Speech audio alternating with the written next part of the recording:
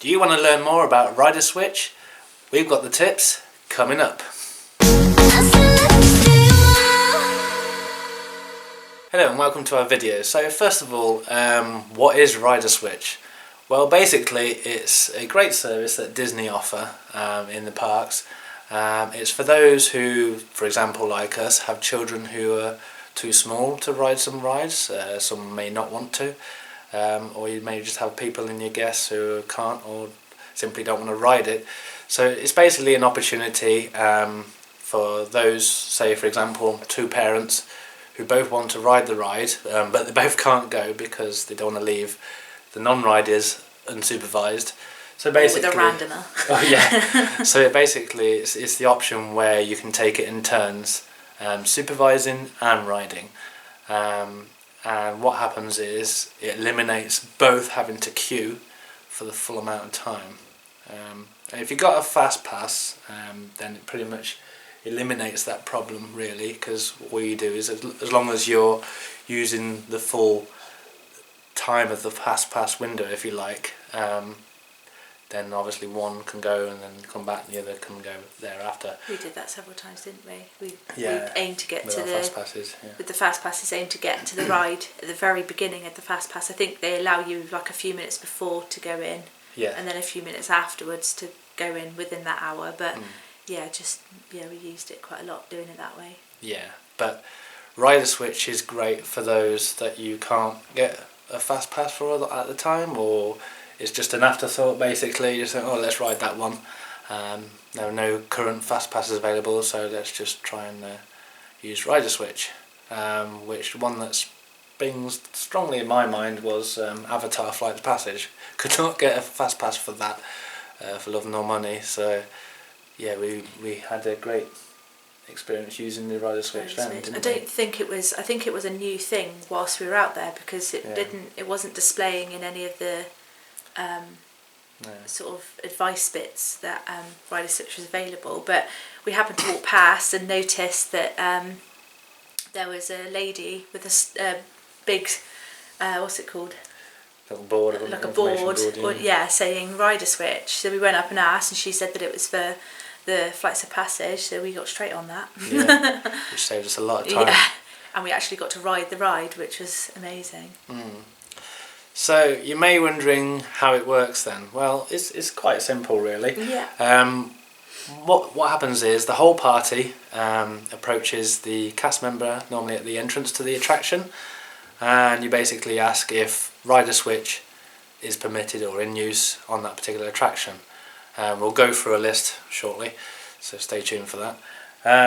Then what happens is they ask who's riding in first and who's riding next.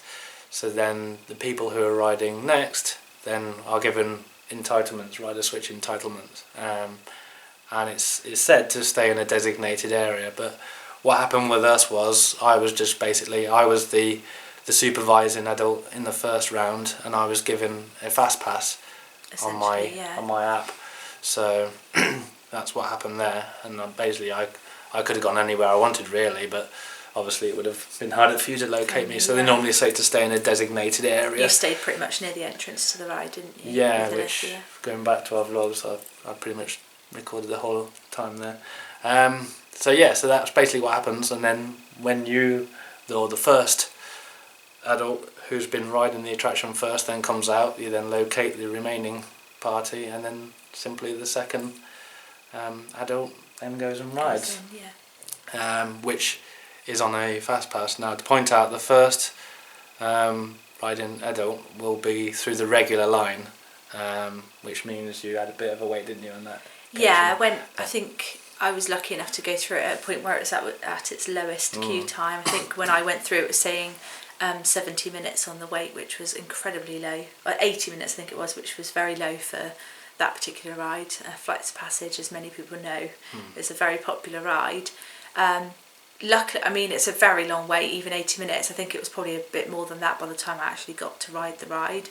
But luckily, Flights of Passage has got lots to interact with and look at and play with in the actual queue itself. I'm almost gutted that you missed that queue. Yeah, maybe we'll do it differently. Do it the other way around next time. Yeah.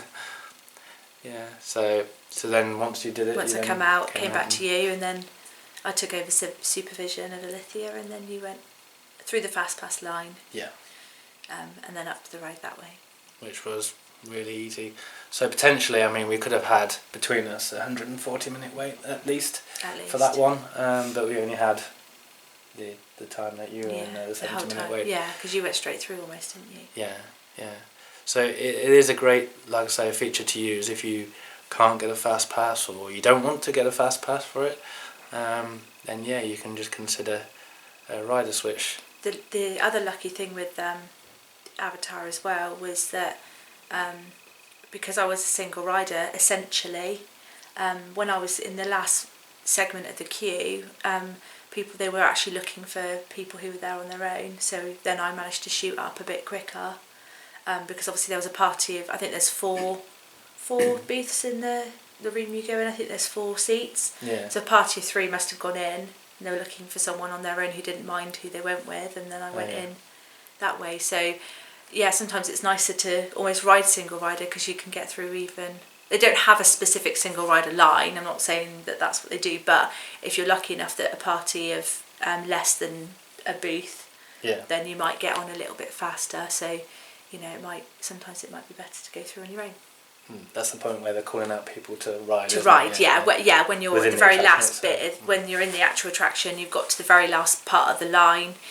You're basically waiting in the ramp to go up to the actual room where you sit on your avatar.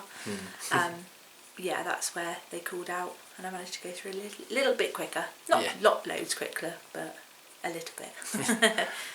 So you may be wondering what attractions are these rider switches available. So there are only selected attractions on each park. They are available in all 4 theme parks. So Magic Kingdom first of all then. So you've got the Barnstormer, Big Thunder Mountain Railroad, Seven Dwarfs Mine Train, which is the one we wish we knew. We knew, yeah.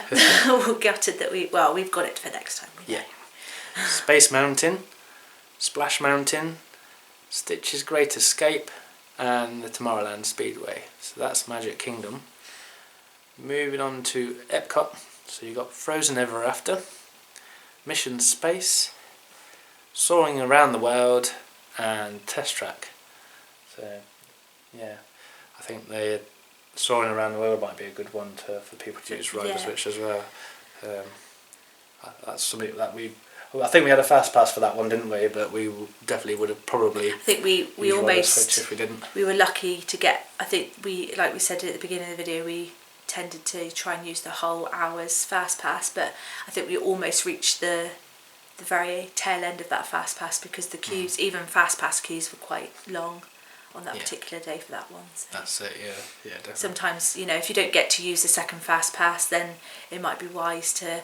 If you're sat in your fast pass time, to cancel it out quickly, and then go up and use the rider switch. I have forgot what it was then. And then there's Disney Hollywood Studios. So you've got Rock and Roller Coaster starring Aerosmith, Star Tours The Adventures Continue, the Twilight Zone Tower of Terror. So there's just a slightly less selections for Hollywood Studios.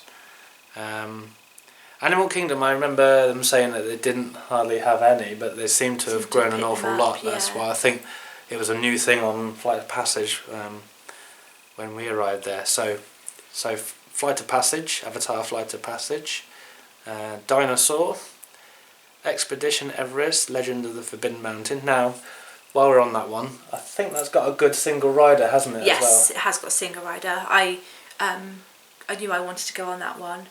I don't think I did a fast pass for that one. I don't think we got to it on the day. Rider, But I think we'd read previously before we went over that it has single rider. It's not anywhere near the entrance, the single rider line. I think I fell upon it by chance actually. We were walking past one of the shops that was near the ride, and I think I just clocked there was a single rider. So where the main entrance is, if you're looking at the main entrance, if you go more up, keep on the main path, take a right, and it's just up there, not too far. not too far from the main entrance, but it's not on the main entrance itself. It's like a little path that says single rider. I'm sure that there's ways of finding it on the app or something. Yeah, there is, and we'll be doing a video shortly on that, I'm sure, just to cover that. So that's another good thing to consider if you're using the Rider Switch program, to actually use single rider as well. It's probably more efficient to use single rider than Rider Switch in some cases. In some cases maybe not. Yeah, single rider's a good one to use. Yeah, depends how popular the attraction is. The attraction is, yeah. And then Kali River Rapids and Primeval World. So that's Animal Kingdom. Oh no, yeah. That's Animal Kingdom. So like I say, it's a great scheme to use for those who have got like children or people who don't want to ride on that occasion, but you've got more than one party member who does want to ride. So it's just simply a time saving method really, so you don't have to queue for the regular line twice ultimately. Yeah. Obviously those who are, just on your own, then it doesn't really sort of matter much, but it doesn't really. But for the children, it's you'd be looking out for the single rider ones on that case. Yeah. So we'll definitely look at single rider lines as well, because they are good to know around the park.